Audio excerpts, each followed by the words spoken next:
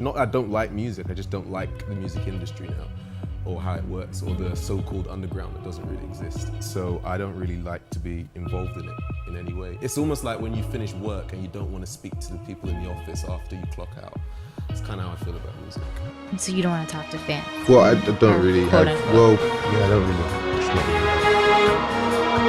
Why do you isolate yourself after your show? Is that more for just your... It's not isolate, it's just, I'm just not like, I'm just not interested in certain sides of that stuff.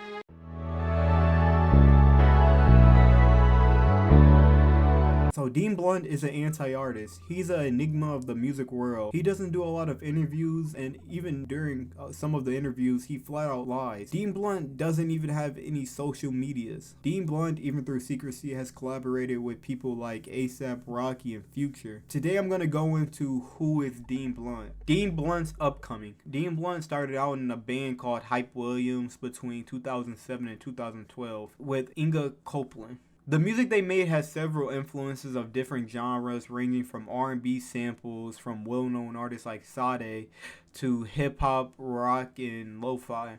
In 2012, Dean Blunt released his first solo album called The Narcissist 2, and I just found out about Dean Blunt like a week ago, so when I first listened to this album, I had zero expectations, and it was like listening to a movie soundtrack. It was very interesting. The theme of the album is one which can be seen in a lot of Dean Blunt's other albums, is heartbreak, or getting over a past lover. This can be seen in many of Dean Blunt's song lyrics, as well as the song titles, Caught Feelings, and third Show You Heaven, If You Let Me. The theme carries over in the second album he's released, and that album was released in 2013 called The Redeemer, which again featured Copeland and another female vocalist, Joanne Robertson, who he has also collaborates frequently with.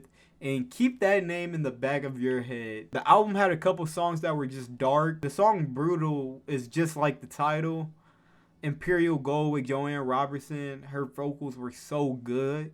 The album, I feel, had a 60s, 70s influence. In 2014, he released one of his most popular albums, Black Metal. And this album has his most well-known song, The 100. And this song has been going viral on TikTok. This is how I found out about him. And this made me go check out his music, and it was just a rabbit hole. So fun fact for this song, he sampled the song Over My Shoulders off the Pastels 1993 album, Truckload of Trouble. The instrumentals off this album are good. I am not going to go over a couple of albums and EPs he made, simply because he made 24 albums and EPs in total, I think I seen, and I haven't listened to all of them. So if you want me to cover it like the Dean Blunt iceberg, let me know in the comments. But the next album I'm going to be talking about is Zushi, released in 2020. But before I get into that album, I do want to talk about the album Wallaha,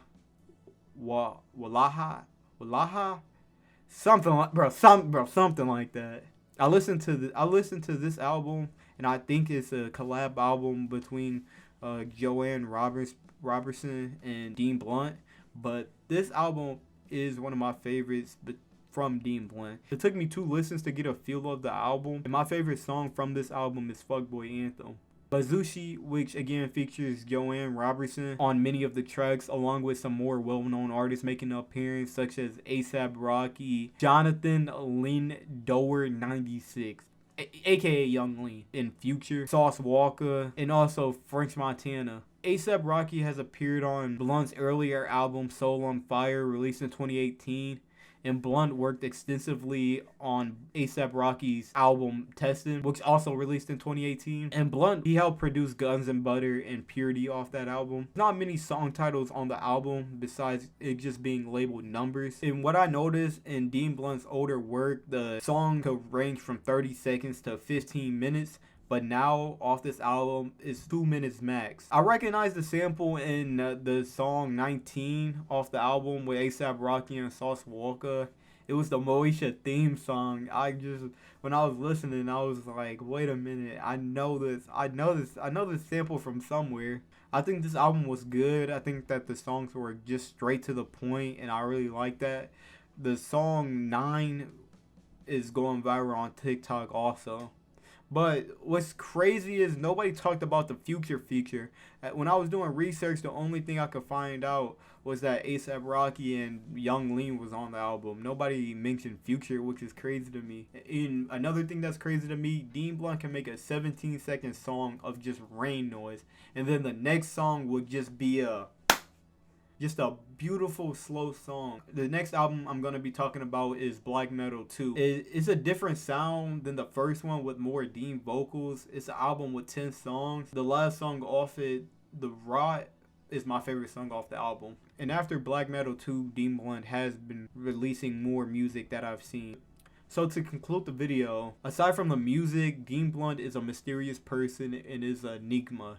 He's an anti-artist, and he reminds me of somebody like MF Doom.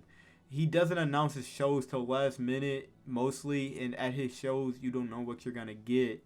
From having bodybuilders on stage to playing white noise. Like looking at this performance he had in 2013.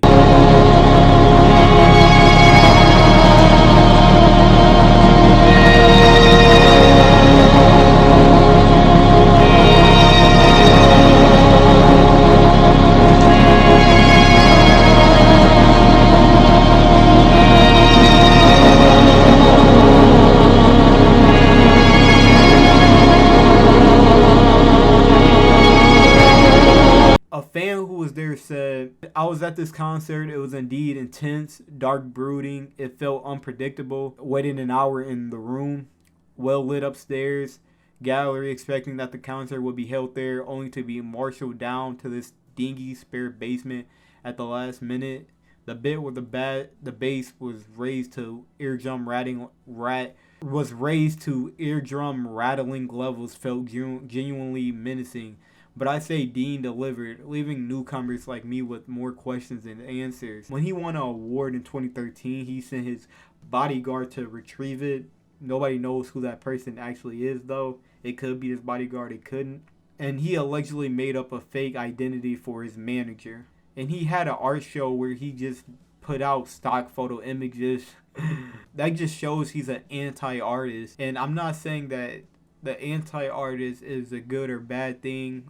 It's corny or it's not. So I think he's a performer. He also had a book published, just having copies of his receipts of expensive restaurants and clubs he's been at, titled Ciroc Boys. The lore for Dean Blunt goes deep. The only way to find information about him is Reddit and TikTok. Like, remember I said to keep Joanne Robertson in the back of your head? He took down 90% of her music because of a problem they had with each other, and I think it's back up, but just that lore that I've only found out because of TikTok. But overall, Dean Blunt is a very interesting artist with amazing production, from able to sample small 90s indie bands to pop culture Easter eggs.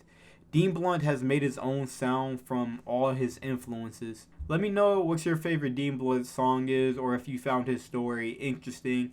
And I know I didn't really talk too much about his upbringing or his background, but like literally you cannot go on the internet and find too much about him. So if you know more about Dean Blunt, let me know in the comments down below. But that's it. I make all kinds of videos, and if you like one, you know what to do. I'm out. Peace.